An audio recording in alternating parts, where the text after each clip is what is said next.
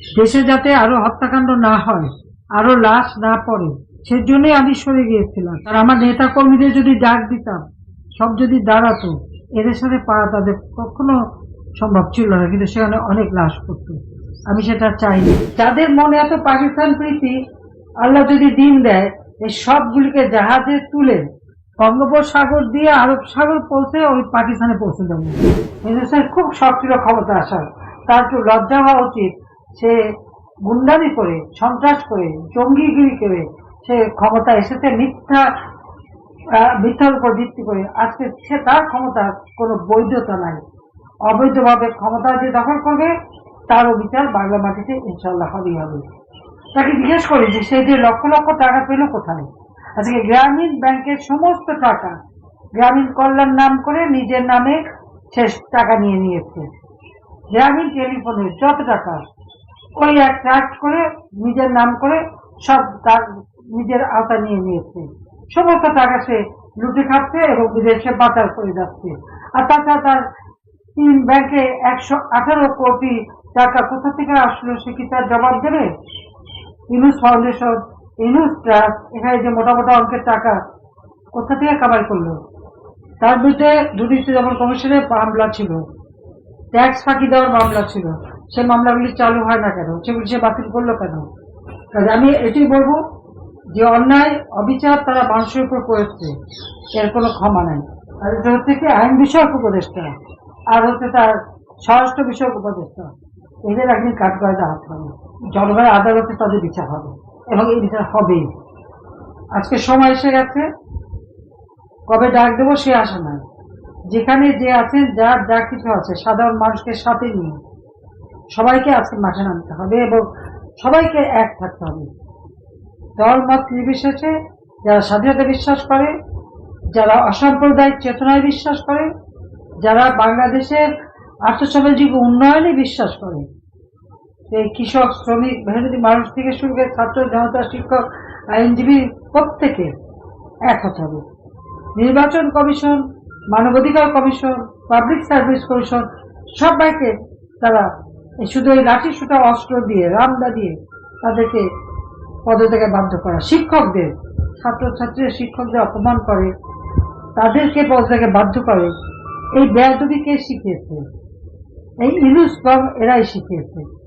এই দেশের ছেলেমেয়েদের ভবিষ্যৎটা কি? যাদের মধ্যে কোনো লেহাজ তমিজ নাই, আদব কায়দা নাই, যারা শিক্ষকদের সম্মান করতে পারে না, দুদিন পরে বাপ মারে তো সম্মান করবে না। হয়তো বাপ দিয়ে বলবে যে তুমি এখন পদত্যাগ করো, তুমি আর আজকে থেকে আমার বাবা না। অথচ এদের কথায় বিভ্রান্ত হয়ে সবাই তো মাঠে নেমেছিল, কিন্তু আজকে দেখলো কি অবস্থা তাদের।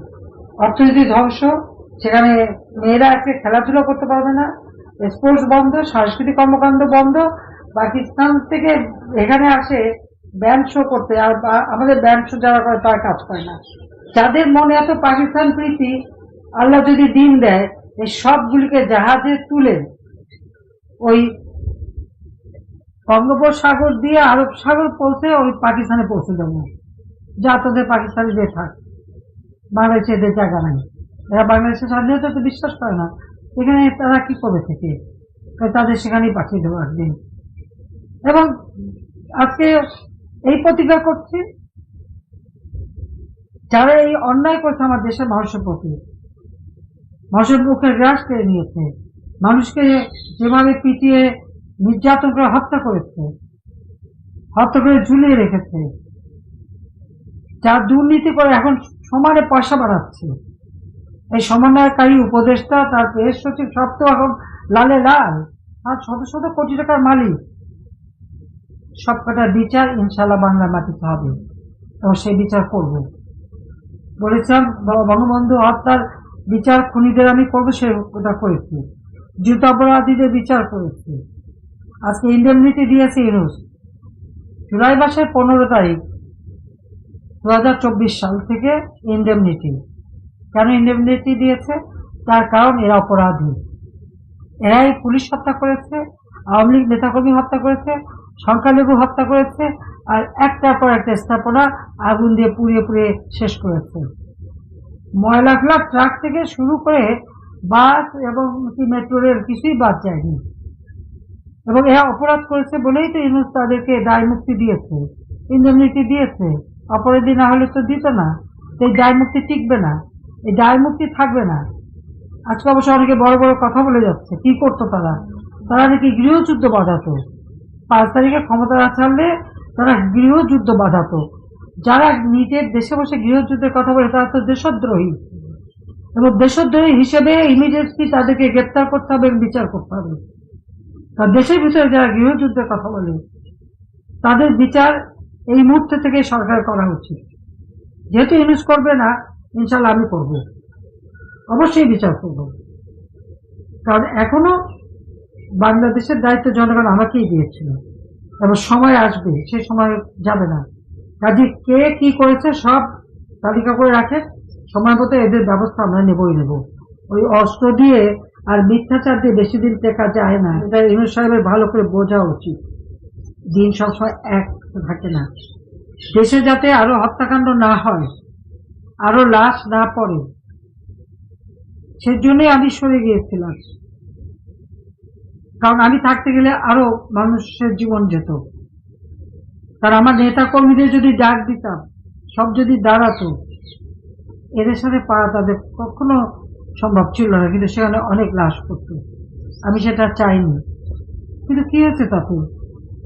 তারপরে তো খুন খারাপি এখন পর্যন্ত চলছে, এখন পর্যন্ত। এবং একটার পর একটা মামলা, আমার একের বিরুদ্ধে 288টা মামলা, তা আবার খুনের মামলা।